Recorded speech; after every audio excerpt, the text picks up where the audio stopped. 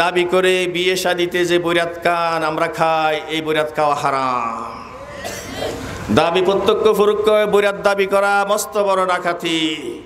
জোড়াগাতার নামে বরের পক্ষ থেকে যে ফারা মহল্লার মাল সমাজের সর্দার এই দর কষাকষির জন্য যায়, সে হাসর ময়দানে বড় ডাকাতের সর্দার। হারাম খাবেন না। বিয়ের পরে 12 মাসে 24 পূজা যা, 7 দিন কুরবানি ঈদ, এইসব কিছু যা কোসামেরি খায়, এসব এক একটা ডাকাতি, এক একটা ডাকাতি।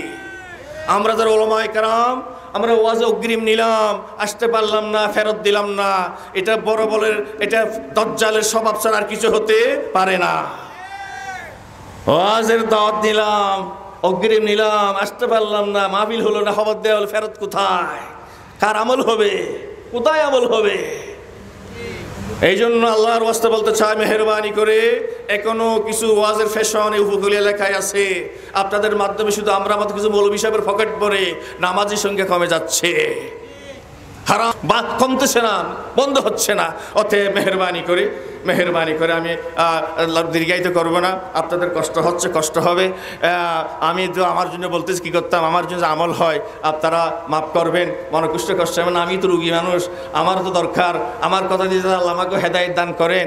মেহেরবানি করে যারা বিয়ে করেছেন 10-20 বছর হলো, স্ত্রীর মোহর বকে একটু আদায় করেন নাই, আপনি তো কবিরা গুনায় লিপ্ত আছেন, আপনার কি আল্লাহর ভয় কোথায়?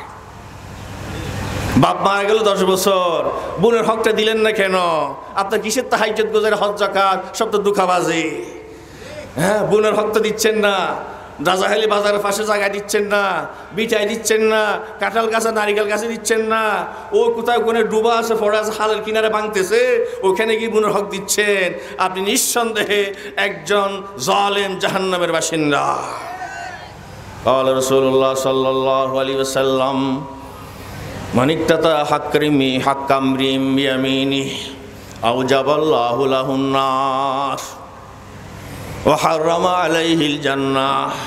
মিথ্যা দলিল তৈরি করে, নামজারি করে, সাক্ষী তৈরি করে, চা খাওয়াই, মেজবান খাওয়াই, মিথ্যা সাক্ষী তৈরি করে বোনের হক খায়, ফরের হক খায়, প্রতিবেশীর হক খায়, প্রতিবেশী জমিটা নিজে ঢুকাই ফেলে। এইরকম যার স্বভাব, তার জন্য বেহেশত হারাম, জাহান্নাম তার জন্য ফরজ, জাহান্নাম অবধারিত। মাসালা বোঝা যায়? মাসালা না হাদিস শরীফের অর্থ। আপনি কেন আমাকে মাফ করবেন, আমি কিন্তু তফসির করতেছি না, কিন্তু আমার কথা কিছুই না।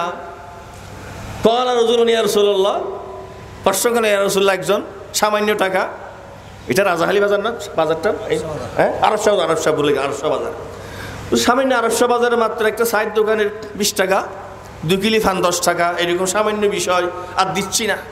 খুঁজলে শুক্লাল করে আবার ভগবান আছে, খুঁজলে কেন খুঁজো, আমি কি কোথাও চলে যাচ্ছি, খুব এমন বকার জন্য বেচারা অসহায়।